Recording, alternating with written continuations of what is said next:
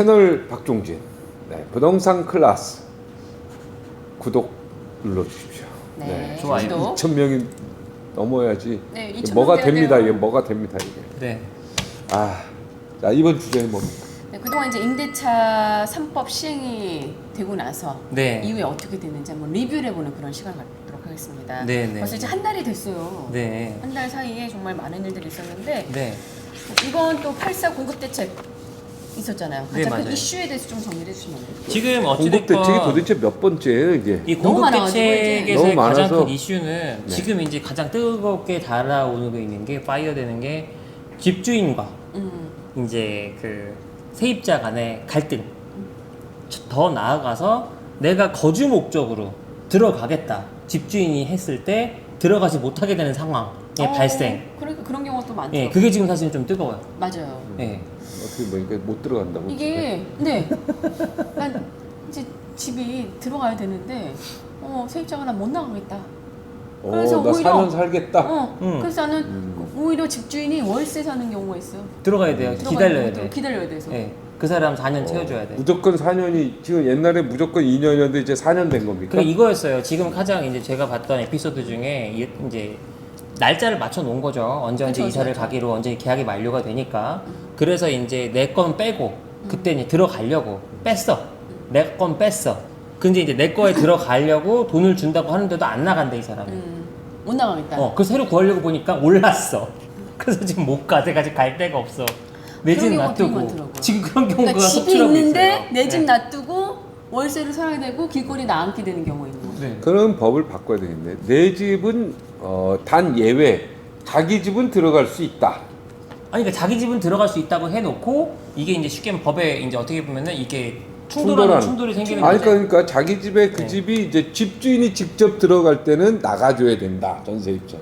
근데 그 그렇게는 사례 같은 건 해줘야지. 좀 없으세요? 있어요. 사례 사례 있는데 한번 좀 소개 좀 얘기해 해주세요. 보세요. 그러니까 그거는 이제 제가 말씀드린 게 첫 번째로 가장 이제 이슈가 됐던 게 결국 자기가 들어가려고 하는데 네. 이제 계약이 딱 끝날 때가 돼서 근데 이제 이걸 갖고 이 사람이 나는 더 살겠다 못 나간다 몇년 그래서 사람인데 그래서. 2년 딱 맞춰가지고 이제 이 사람이 내가 줄 거라고 생각을 하고 자기 걸 먼저 뺐는데 이 사람이 이제 못 나가겠다 해서 근데 생기는 거 하나.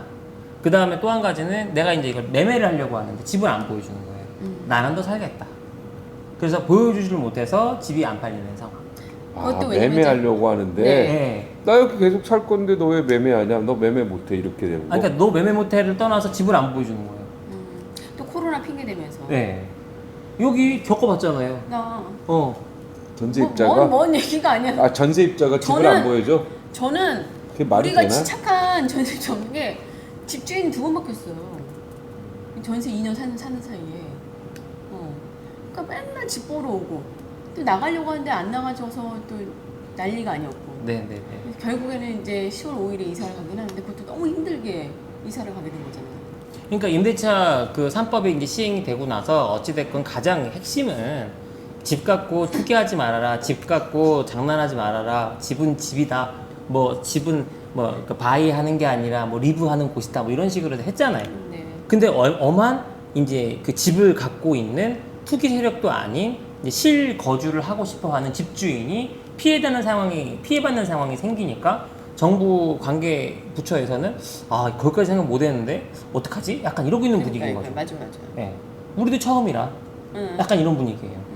야 이러면 집을 그래서 갖고 기사 있으면서 보니까 뭐- 예를 들어서 지방에 출장이 아니라 이제 지방으로 이제 발령나는 경우 있잖아. 그렇죠. 네네네. 그럼 어쩔 수 없이 집을 내놓고 놀릴 수 없으니까. 네네네. 그럼 거기로 이제 전세에서 끝나서 이제 살다가 올라고. 이제 2년 이제 근무 마치고 이제 네. 와서 딱 본집 들어가려고 하는데 못 나 나가. 이 집 못 나가. 네. 4년 나 법으로 살게 돼 있어. 네네. 그러면은 문 밖에서 기다려야 되네. 2년. 예, 2년을.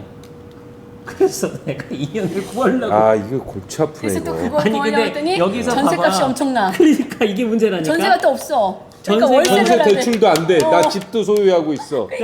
그리고 남들이 볼 때는 너 저거 뭐야 그 갭 투자한 거 아니야? 이거 올랐어. 오해받아. 올랐어. 그러면 아니다. 세금이 또 올랐어. 나 지방에 사실은 잠깐 내 2년 동안 에이 그 핑계 아니냐? 너 갭 투자한 거 아니냐? 네. 전세 끼고 대투자한 거잖아 네가. 네. 이거 뭐네 5억 올랐네. 5억 오르면 뭐해? 팔지 못할때. 팔지도 못해. 세금은 많이 내는데 월세 살아야 돼. 그 중요한 건 뭐냐면 내가 또 그걸 얻으려니까 5억이 오른 걸로 얻어야 돼. 근데 문제는 근데 그것도 없어. 그럼 대출 받으려고 대출도 갔더니 못 받아. 이제 신용대출도 규제할 거래. 그럼 너 어떻게 해야 돼? 렌트집을 가십시오. 월 500, 400 이런 데로 가셔야지. 아 이러면 이제 월세 집이 인기가 되겠군요. 인기가 아니라 눈물 먹고 가는 거죠. 생각해서 월 500, 400 이게 월급 몇 배예요. 근데 이제 계산해 보세요. 환산해 보세요. 아까 얘기했던 아, 13억. 월세가 뛰겠군요. 월세가. 네네. 아 생각해 보세요. 13억, 14억짜리 만약에 전체 렌트로 받으면 얼마겠어요? 400억 받아요. 그렇지 않겠어요? 그러면 내가 경기도 아까 얘기했던 대로 다시 그쪽으로 넘어가면 동탄에 집을 갖고 있었는데 지금 그게 전세 13억이 가니까 그 집을 같은 평수 때 월세를 들러가려니 400에 가까운, 300에 가까운, 400 가까운 월세를 내야 되는 거예요. 근데 더 재밌는 건 뭐냐면 그 월세를 내고도 들어가려고 하는데 집이 없어. 집이 없는 거예요. 나 같은 아줌마는 또 월세가 되게 꽁돈 나간다는 생각으로 너무 싫어하는데. 거기다가 더 중요한 거 얘기해 줄까요? 내가 갖고 있던 집값 올랐잖아. 그 세금이 올라. 그러니까 세금 내야 돼. 종부세 올라. 근데 이제 이번에 정치인들 부동산 신고하는 거 보니까 네. 전세 이렇게 나와 있고 네. 이게 전세로 산다는 거 이렇게 나와 있고 그러니까 월세 70 보증금 뭐 예를 들어서 3천 네, 이렇게 해놓고 전세 입자 이렇게 돼 있더라고 신고한 거. 네네네. 그러니까 월세는 전세의 부분 집합인가 봐요. 그렇게 봐야죠. 보증금을 내고 돈을 더 내는 거니까. 그러니까 반전세로 봐야죠. 네, 보증금을 반전세로 내니까. 봐야죠. 예. 그러니까 요는 지금 이제 이슈가 이런 거예요. 자, 가만히 보시면 가만히 있다가 폭탄 맞는 상황이 생긴 거죠. 그러니까 나는 내 집값이 올랐대. 그래서 세금은 더 내래. 근데 지금 있는 전세에 살고 있는 사람은 지금 전세 안 올려주잖아. 5% 이상 못 올리잖아. 못 올려. 시세는 5억이 올랐다는데 전세는 그대로고 나는 내가 그 받은 전세금으로 집을 얻으려고 봤더니 이 사람 살게 해줘야 되니까 이 5억이 오른 거야. 그러면 앞으로 자동적으로 월세로 바뀌겠네. 아무래도. 그죠? 당연하죠, 네. 그거는. 당연히 월세로 월세로 바뀔 바뀌고 수가 없죠. 만약 이제 부동산 이제 대출만 이제 좀 풀리면 네네. 그 대출을 받아서 네. 예, 월세를 내놓는 게 낫죠. 전세입자 내보는. 그죠? 근데 이제 여기서 또 어떤 이제 딜레마가 생기냐. 실제로 내가 이거를 월세로 전환해서 전세를 이제 유지하려면 전세금을 빼줘야 되잖아. 근데 이제 그 전세금이 그거를 대출 받아서 해야죠. 근데 그렇게 하면 안 대출이 안 나와요. 안 나와요. 대출이 안 나와요. 대출이 안 나와요. 아니 그 빼주려고 한다니까. 아니 그러니까 대출이 안 나온다니까. 대출이 그런 게 어딨어? 내가 내 집 담보로 대출하겠다는데. 안 돼. 힘들어. 안 돼. 제가 자기 이번에 집에는 전세 대출이 안 돼가지고 나 지금 들어가서 사는 것만 돼. 아니 그러니까 내가 은행 아니 그러니까 전세 대출이라기보다는 내가 전세입자에게 돈을 주기 위해서 은행으로 대출 받는 그럼 그 거니까. 전세 돈 받은 거 뭐 했어? 전세 보증금 받은 걸 뭐 했냐고. 다 썼지 어디. 어디 썼어? 그거 내봐. 이렇게 되는 거야 이제. 왜 냈어? 왜 그거를 받아서 썼어? 태양이한테 내. 안 돼. 왜 그랬는지 이렇게 다 보고해. 전세금 받은 거는 신고해. 고스란히 갖고 있어야지. 그걸 어디다가 넣었어? 이게 되는 거예요. 안 되면 이제 또 차압 들어갑니다. 이게 그러니까 힘들어. 많이 복잡해. 망하는 사람 많긴. 아니 지금 코로나도 망하고 있는데 지금. 나 지금 골치 아프다. 예. 예. 아. 이게 앞으로 주택 갖고 대출 받는 그렇게 공업 빌딩 하는 거 아니에요. 공업 빌딩은 대출이 대출의 되니까? 영향을 안 받으니까 글로 넘어와라. 거기까지는 안 건드린다 정부에서. 빌딩에서 맨 위층에다 살아야겠다. 그걸로 지금이라도 해야 된다니까. 왜 그러냐면 택도 없어. 아니 그잖아요. 내가 만약에 똑같이 50억 집에 살고 있어요. 근데 50억 집에 예를 들어서 40억을 유동화를 해서 내가 한 달에 2, 3%의 이자를 낸다. 근데 이거는 해볼 만한 투자인 게 이자를 내는 것보다 땅값이 올라가는 게 평당 500에서 800, 1000이 1년에 한 번씩 올라서 이거 이제 거래가 되는 흐름이 있으니까. 그래서 내가 이게 투자의 개념으로 해도 좋고 또 한 가지 종부세가 없어요. 80억까지는 종부세가 없으니까 어찌됐건 내가 세금에 대한 이슈 해결이 가능한데 지금 이제 주거만 딱 놓고 봤을 때는 정말 애매해진 게 아파트 한두 채 갖고 있었던 사람들이 제일 애매해.